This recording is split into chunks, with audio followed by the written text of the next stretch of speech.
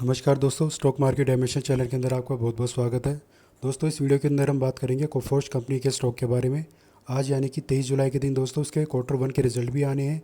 Result फ़िलहाल अभी तक नहीं आए हैं, लेकिन देर शाम तक इसके रिजल्ट आ जाएंगे। इस रिजल्ट के अलावा दोस्तों हम इसमें बात करेंगे ऑप्शन ट्रेडिंग की, शॉर्ट टर्म लॉन्ग टर्म के टारगेट्स की। प्लस इसके अलावा हम देखेंगे क्या इसके अंदर अगर हमें किसी को दोबारा ख़रीदारी करनी है या फिर किसी को कोई फ्रेश बायर है इसके अंदर अपनी पोजीशन को क्रिएट करना चाहता है तो किस लेवल पर आकर उन्हें ख़रीदारी करनी चाहिए। उससे पहले दोस्तों हम इसका मार्केट कैप देख लें तो 62,000 करोड़ है। और इसका प्रॉफिट हम देखें क्वार्टर वाइज, वहाँ पर हमें एक डिसेंट सी बढ़ोतरी होते हुए देखने को मिल रही है। हालांकि पिछले साल सेकेंड ईयर का जो हमारा सेकेंड क्वार्टर फर्स्ट का जो रिज़ल्ट था पिछले साल, उसमें थोड़ी प्रॉफिट जो हमें कम देखने को मिला था, लेकिन उसके बाद से लगातार प्रॉफिट बढ़ता हुआ ही दिखाई दे रहा है। और इस बार भी यही उम्मीद कर रहा है बाज़ार कि जो मुनाफा है इनका पिछले क्वार्टर के आसपास ही हमें देखने को मिलेगा। बहुत अच्छे रिजल्ट की उम्मीद फ़िलहाल हम इसके अंदर नहीं करके चल रहे हैं दोस्तों। अब ज़रा इसके अंदर दोस्तों पहले हम शुरुआत करेंगे ऑप्शन ट्रेडिंग से। इसकी हम पहले देख लें ज़रा, 31 जुलाई को एक्सपायरी है दोस्तों इसकी। अगर आप भी इसके अंदर ऑप्शन ट्रेडिंग करते हैं तो दोस्तों ज़रा ध्यान से देखिएगा। राइट साइड में हमारा पुट साइड का डेटा है, लेफ्ट साइड के अंदर हमारा कॉल साइड का डेटा है। अगर हम पुट साइड के डेटा को देखें दोस्तों, यहाँ पर हमें शॉर्ट कवरिंग प्लस कुछ एक जगह पर लॉन्ग पोजीशन क्रिएट होते हुए दिखाई दे रही हैं। और वहीं बात करें हम कॉल साइड की तो यहाँ पर हमें शॉर्ट बिल्डअप बनता हुआ दिखाई दे रहा है। यानी कि पूरे चांसेस लग रहे हैं दोस्तों कॉल साइड में हमें प्रॉफिट होगा अगले आने वाले कुछ एक दिनों के अंदर।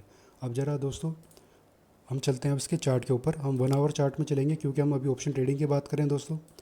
और अगर हम देखें चार्ट पर तो अपने सपोर्ट और रेजिस्टेंस के बीच में ट्रैवल कर रहा है। अगर दोस्तों इसका रिज़ल्ट थोड़ा सा ख़राब या डिसेंट सा ही आया है तो इसके अंदर हमें थोड़ी सी और गिरावट देखने को मिल सकती है। और ये अपने अगर सपोर्ट के आसपास आ जाता है जो कि 1789 का है, 1789 का, तो यहाँ पर जब भी आए दोस्तों तो आप कॉल साइड में पोजीशन क्रिएट करके चले, लेकिन आपको अगस्त सीरीज़ में पोजीशन बनाकर चलनी है। और अगर मैं मान के चलूँ किसी ने पुट साइड में पोजीशन को ऑलरेडी क्रिएट करा हुआ है 31 जुलाई की सीरीज़ के लिए, तो उनको प्रॉफिट बुकिंग कब करनी चाहिए दोस्तों? अगर कल के दिन थोड़ी और गिरावट हमें देखने को मिलती है तो आप कल के कल ही पुट साइड वाले अपनी पोजीशन को स्क्वायर ऑफ करके चले और प्रॉफिट बुकिंग करके अपने आराम से शांति से बैठ जाएं और इंतज़ार करें जब ये अपने सपोर्ट के पास आ जाए, और फिर आप अगस्त की सीरीज़ में जाकर ऑप्शन ट्रेडिंग इसके अंदर कर सकते हैं। तो दोस्तों मुझे उम्मीद है ऑप्शन ट्रेडिंग की जो इन्फॉर्मेशन प्रोवाइड करवाई मैंने आपको ये थोड़ी बहुत यूज़फुल लगी होगी। अब इसमें दोस्तों हम बात करते हैं हमारे सप्लाई और डिमांड जोन की। डे चार्ट पर हम आ गए हैं दोस्तों। हमारा सप्लाई जोन कहाँ पर है? 1894 से लेकर 1955 ये मजबूत सप्लाई जोन हमारा बना हुआ है।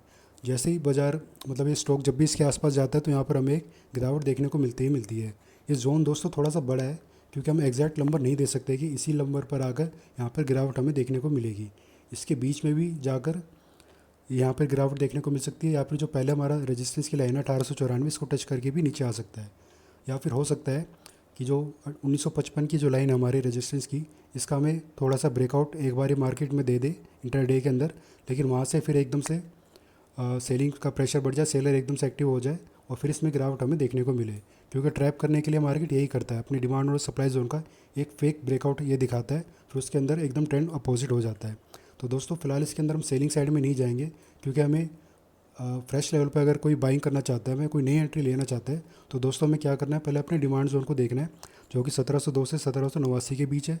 इस जोन पे आकर अगर कोई बुलिश कैंडलस्टिक पैटर्न दे देता है, अगर सबसे अच्छा होगा दोस्तों जो 1702 का जो हमारा लास्ट सपोर्ट लेवल है, इसका भी इंट्राडे के अंदर हमें कभी आने वाले दिनों में 1-2 हफ्ते के अंदर एक ब्रेकडाउन दिखाई दे दे और अपने 200 दिन के मूविंग एवरेज के नज़दीक आ जाए, तब हम यहाँ पर डेफिनेटली बाइंग साइड में पोजीशन बनाएंगे। लेकिन हमें ध्यान रखना होगा कि इंट्राडे का जो डे होगा वो कौन सी तारीख होगी, किस दिन इसका एक फेक ब्रेकआउट करता हुआ हमें दिखाई देगा, यानी कि नीचे की तरफ जाता हुआ दिखाई देगा। जैसे ही नीचे की तरफ कैंडल जाएगी दोस्तों, फिर अचानक से आप देखेंगे इसमें जो है ऑपरेटर एकदम से बाइंग करने लग जाएंगे और विक छोड़ती हुई ये ऊपर जाएगी। किस तरीके से विक छोड़ेगी दोस्तों? ये जैसे कि आप ये वाली कैंडल देख सकते हैं, ये नीचे की तरफ आई थी लेकिन क्लोजिंग हमारी ऊपर की तरफ हुई तो विक छोड़ते हुए ऊपर गई थी, यानी कि बाइंग साइड में प्रेशर आ गया था। हालांकि जो दोस्तों ये लेवल है हमारे 1702 और 1789 के, यहाँ पर स्टॉप लॉस ही बहुत ज़्यादा लगे होंगे और ऐसा उम्मीद लग तो रही है कि हो सकता है डिमांड जोन के पास एक बार जाएगा और एक फेक ब्रेकआउट हमें यहाँ पर दिखाएगा। उसके बाद इसमें थोड़ी सी तेज़ी हमें दोबारा से देखने को मिलेगी। अब दोस्तों जैसे कि मैंने बता दिया आपको अपने डिमांड जोन पर आपको कब और कैसे इसमें बाइंग साइड में पोजीशन बनानी है। और जब भी आप इसमें पोजीशन क्रिएट करेंगे दोस्तों, अगर आप शॉर्ट टर्म के लिए आ रहे हैं और 1700 के लेवल के आसपास आप बाइंग साइड में पोजीशन बना रहे हैं, तो कौन से टारगेट के लिए आप इसमें बने रह सकते हैं अगर आपका शॉर्ट टर्म का व्यू है दोस्तों 1894 या फिर 1900। मैं यहाँ पर लाइन खींच देता हूँ। ये जो सेकंड लाइन है दोस्तों इसको ब्लू कलर कर देता हूँ। आप 1894 या फिर 1900 इस लेवल पर भी आप रुक सकते हैं, मतलब यहाँ पर आकर आप अपनी प्रॉफिट बुकिंग करके एग्जिट कर सकते हैं अगर आप शॉर्ट टर्म का नज़रिया है तो। और लॉन्ग टर्म के लिए दोस्तों एटलीस्ट आपको कम से कम 2200 के टारगेट के लिए तो रुकना चाहिए। अगर आपका नज़रिया 1-3 या उससे भी ज़्यादा अगर आप रख सकें तो और भी अच्छा होगा दोस्तों। हो सकता है कि यहाँ से डबल भी हो जाए, यानी कि 4000 के आसपास भी आने वाले टाइम में हमें देखने को मिल सकता है, क्योंकि बहुत ही बढ़िया कंपनी है दोस्तों। किसी भी तरीके का कोई नेगेटिव ट्रेंड फिलहाल इसमें देखने को नहीं मिल रहा है।